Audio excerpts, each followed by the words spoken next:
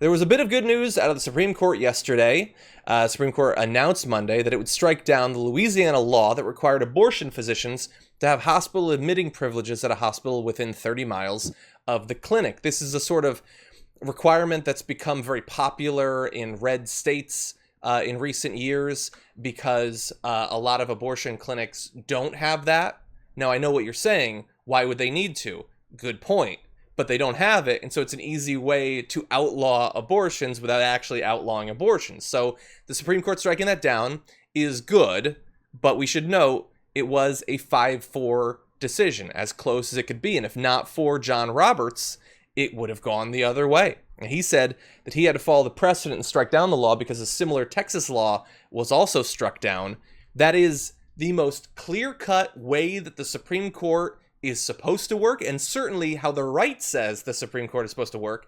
It's not 100 years ago. It's not ambiguous. It's a very similar law just a couple of years ago, and so he had to follow precedent. But 4 of the justices, including Brett Kavanaugh, did not. And Kavanaugh, of course, is the guy that swears he's not against Roe v. Wade or getting rid of abortion, but is he going to go against precedent to try to strike it down? Yeah, whenever he gets a chance. Yes, the strict constructionist conservatives. I love the myth that judicial philosophy is still a real thing. It's just not. Judges behave as political actors, specifically on the Supreme Court, regularly. But there's still this American myth that judges are these impartial people just reading the letter of the law. BS. Obviously, the precedent shows that Roe v. Wade established that abortion is a right that women have, and it cannot be infringed upon. And in 2016, it was cemented even further, where a high degree of scrutiny was applied to that right, meaning that it basically, if you make it very difficult to exercise the right, that's unconstitutional as well. And that's what Roberts was following there.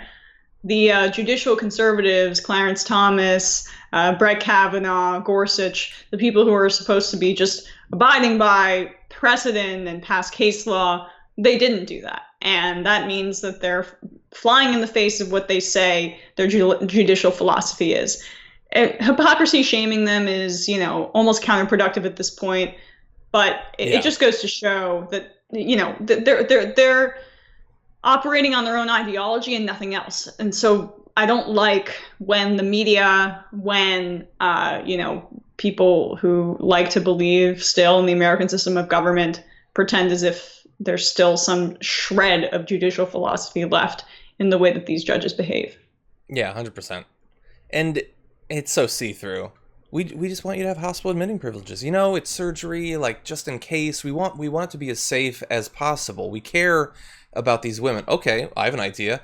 If we want to make sure that they're safe, let's provide government funding and people in all hospitals to perform these procedures. That way they would have admitting privileges. They'd be doctors. They'd be in a hospital, actually, just down the hall from all the other doctors. No?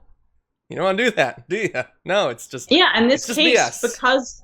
because these requirements were so absurd, there was only one functioning abortion clinic in Louisiana, in New Orleans. Yeah. There was an attempt at one in Shreveport, but the doctor said, I can't do this on my own. He was the only one able to get admitting privileges. And he said, I can't run this practice, or he or she, I can't run this practice because these hurdles are way too steep for me. Yeah. And that was exactly by design. And so thankfully, the Supreme Court made the right decision. This is a part of a larger trend of them moving left on social issues. And of course, when we see, antitrust, labor, whatever, campaign finance, they'll go to the right for sure. Rights. So don't worry, corporations, you're all safe. Exactly. Yeah. Yeah. And not, there's all the regulation, but then there's also the fear that if you provide these procedures, you could be killed because right-wing media gives a wink and a nod to domestic terrorists that target these sorts of people.